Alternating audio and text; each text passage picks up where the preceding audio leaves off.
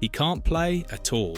Those words might surprise you when we talk about Jack Charlton, a man who won the World Cup with England in 1966 and became Ireland's favourite Englishman. But behind the legendary status and the cheering crowds, Jack Charlton lived a life marked by bitter conflicts that lasted decades. When he died in July 2020 after battling lymphoma and dementia, 2 nations mourned him. But the story of his life wasn't just about glory on the pitch.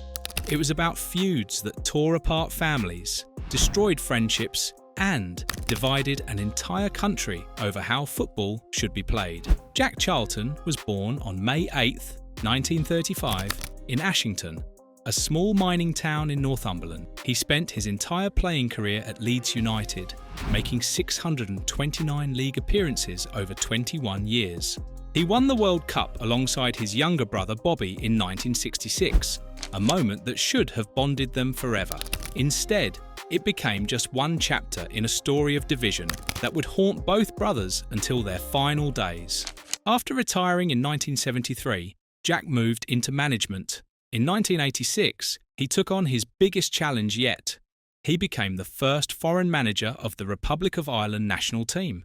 The Irish had talent, but no results. Jack changed that overnight. He didn't care about playing beautiful football, he wanted wins, and he got them. Under his leadership, Ireland qualified for Euro 1988, reached the quarter-finals of the 1990 World Cup, and made it to the 1994 World Cup too. The Irish people loved him. They gave him the freedom of the city of Dublin, and even granted him honorary Irish citizenship. Shopkeepers refused to cash his personal cheques because they wanted to keep them as souvenirs. He was a hero to millions. But away from the adoring crowds, Jack Charlton was fighting battles on multiple fronts. His brother wouldn't speak to him. His best players hated his methods. Critics called his football ugly and said he was wasting talented players. And one of Ireland's brightest stars publicly challenged his authority and called him a bully. Before we dive deeper into these shocking feuds, make sure you subscribe to our channel and hit that notification bell. Drop a comment below telling us what you think about Jack Charlton. Was he a hero who got results, or did his conflicts show a darker side? Let us know your thoughts. The feud with his brother Bobby started long before anyone knew about it. Bobby Charlton married a woman named Norma in 1961. Norma was a strong character, and she didn't get along with their mother, Sissy Charlton. This created a terrible situation for Bobby. He loved his mother, but he loved his wife more. Bobby had to choose between them, and he chose Norma. That choice meant Bobby stopped visiting his mother. For Jack, who stayed close to his roots in Ashington, this was unforgivable. The brothers played together for England and won the World Cup together in 1966. They stood side by side as national heroes, but behind the scenes, they barely spoke. Bobby played beautiful, attacking football for Manchester United. Jack played tough defensive football for Leeds United. Their styles on the pitch mirrored their personalities off it. These differences might have been manageable, but the family split made everything worse. For over 30 years, the feud simmered quietly. Then, in 1996, their mother Sissy died. Jack had just resigned as Ireland's manager, and he was devastated by his mother's death. In his grief and anger, Jack did something that made headlines around the world. He publicly accused Bobby of neglecting their mother during her final years. He said Bobby had abandoned her and left her heartbroken. The accusation was brutal and very public. Bobby stayed silent for years, but in 2007, he finally responded in his autobiography. Bobby was furious at what Jack had said about Norma. He called Jack's claims about his wife absolutely disgraceful and complete nonsense. Bobby admitted that he and Jack had never been further apart than they were at that moment. He went even further, saying he just didn't want to know his brother anymore. These weren't private thoughts shared in confidence. These were published words that the whole world could read. 2 World Cup winners, 2 brothers who had shared one of football's greatest moments, were now enemies. The public watched in sadness as the Charlton brothers continued their war of words. Bobby defended his choice to prioritise his wife. Jack felt Bobby had turned his back on their mother and their working-class roots. Neither would back down. Neither would apologise. The feud seemed permanent and beyond repair. But something changed in later years. Age and reflection softened both men slightly. They began to have limited contact again. The most emotional moment came at the BBC Sports Personality of the Year Awards. Jack stood on stage, clearly moved, to present Bobby with a Lifetime Achievement Award. Jack said something simple but powerful. He said, "Bobby Charlton is the greatest player I've ever seen, and he's my brother." The two men embraced, and the audience erupted in applause. It was a brief moment of healing in a relationship that had been broken for decades. In 2018, they came together again for a sad occasion. They attended the funeral of Ray Wilson, another member of England's 1966 World Cup winning team. It seemed like the brothers might finally find peace with each other, but time was running out for both of them. Jack died in July 2020. He had been suffering from both lymphoma and dementia. Just 4 months after Jack's death, Bobby received the same devastating diagnosis. He too had dementia. Bobby's health had deteriorated so much that he couldn't even attend Jack's funeral. The disease that would eventually claim Bobby had already made him too weak to say goodbye to his brother. Both men, heroes of 1966, were struck down by the same cruel illness. It was a tragic ending to a complicated relationship that had brought both brothers so much pain. The feud with Bobby was personal and private for many years, but Jack's conflicts in Ireland were very public and very loud. When he became Ireland's manager in 1986, he brought a simple philosophy: get the ball forward quickly, win headers, pressure the other team, don't worry about looking pretty, just win games. This approach worked brilliantly in terms of results. Ireland qualified for major tournaments for the first time in their history, but not everyone was happy. Eamon Dunphy was a football pundit working for Irish television. He had been a professional player himself and understood the game deeply. Dunphy watched Jack's Ireland team and hated what he saw.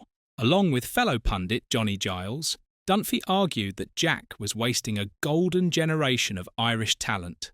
Players like Roy Keane, Paul McGrath, and Liam Brady were skilled enough to play beautiful technical football. Instead, Jack had them kicking long balls and chasing around like it was a Sunday League match. The tension exploded during the 1990 World Cup in Italy. Ireland played Egypt in a group stage match. The game was boring and scrappy. Ireland won, but the football was terrible to watch. Dunphy was commentating live on television, and his frustration boiled over. He threw his pen down in disgust while the cameras were rolling. He called Ireland's style agricultural, basically saying they played like farmers, not footballers. It was a brutal insult broadcast to the entire nation. Jack Charlton didn't take the criticism quietly. At a press conference soon after, Jack refused to even acknowledge Dunphy's questions. Then he looked directly at the cameras and called Dunphy a bitter little man. It was a direct personal attack. Jack made it clear he had no respect for Dunphy's opinion and no interest in defending his tactics to critics. The Irish public had to choose sides. On one hand, you had Dunphy, an intelligent analyst who wanted Ireland to play better football. On the other hand, you had Jack Charlton, who was actually winning games and taking Ireland to places they'd never been before. The public chose Jack overwhelmingly. Fans turned on Dunphy with shocking aggression. When Dunphy arrived at Dublin Airport after the World Cup, angry supporters actually tried to flip his car over. The hatred was real and dangerous. Liam Brady represented everything that critics like Dunphy loved. Brady was an artist with the football. He had played for Arsenal and Juventus, two of Europe's biggest clubs. He was known for skillful passing, creative midfield play, and technical excellence. He was the kind of player who made football look effortless and beautiful. But Jack Charlton had no use for that kind of player in his system. The clash between Brady and Charlton came to a head in 1989. Ireland was playing a friendly match against West Germany. Brady started the game, expecting to play the full 90 minutes like usual. But Jack had other ideas. Before half-time, Jack made the decision to substitute Brady off. Taking off a player before half-time is incredibly rare and deeply humiliating. It sends a clear message that the player has been so bad that the manager can't even wait until half-time to get him off the pitch. Brady was furious. He felt that Jack had discarded him like garbage. At halftime, the two men had a heated argument in the dressing room. Brady couldn't understand why Jack would embarrass him like that in front of his teammates and the crowd. Jack didn't care about Brady's feelings. He cared about playing his system his way. If Brady couldn't fit into that system, then Brady had to go. That was the end of Liam Brady's international career. He never played for Ireland again. He missed the magical journey of the 1990 World Cup, where Ireland reached the quarter-finals and the whole nation celebrated. Brady had to watch from home while Ireland achieved success using the very tactics he despised. It must have been incredibly painful for one of Ireland's most talented players to be cast aside so brutally. Jack's decision to get rid of Brady sent a clear message to every other player in the squad. It didn't matter how talented you were or what you'd achieved in your club career. If you didn't buy into Jack's philosophy completely, you were out. There was no room for discussion or compromise. Jack's way was the only way. Roy Keane was different from Liam Brady. Keane wasn't a technical artist. He was a tough, aggressive midfielder who loved to win. But Keane was also intelligent and demanded respect from his managers. He had played under Brian Clough at Nottingham Forest, one of the smartest managers in football history. Keane knew what good coaching looked like, and he didn't think Jack Charlton measured up. Keane later admitted that his relationship with Jack was virtually non-existent. He described Jack as being like a big, grumpy uncle. Keane thought Jack was cunning, but not particularly smart about football. Keane had learned from Brian Clough, who was astute and capable of detailed analysis. In Keane's view, merely blustered his way through. Jack's motto was, "Play it as I see it," meaning players had to follow his vision. Clough's motto was, "Play it as you see it," meaning players had freedom to make decisions. Keane knew which approach he preferred. The relationship between Keane and Charlton exploded in 1992 during a tournament in Boston. Keane and another player, Steve Staunton, had been drinking the night before a match. The next morning, they were late to the team bus. Jack was furious and berated both players in front of the team. Most players would have apologised and accepted the punishment. Roy Keane did not. Instead of apologising, Keane challenged Jack directly. He asked why Jack didn't just leave without them if they were late. He said he never asked Jack to wait for them. It was a bold, defiant response that questioned Jack's authority completely. Keane later claimed that Jack backed off immediately. Keane believed Jack was a bully who didn't like it when someone stood up to him. The confrontation showed that Jack's old-school approach to discipline didn't work on everyone. The situation got worse when team captain Mick McCarthy tried to defend Jack and calm things down. Keane turned on McCarthy and delivered a crude, angry response. The incident created bad blood between Keane and McCarthy that would last for years. A decade later, Keane and McCarthy would have an even bigger fight in Saipan before the 2002 World Cup, a fight that would end Keane's international career. The seeds of that disaster were planted back in Boston in 1992 under Jack Charlton's watch.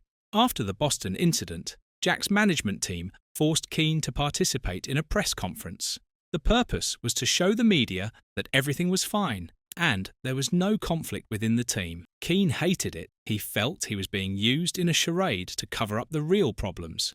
He resented having to pretend everything was okay when it clearly wasn't.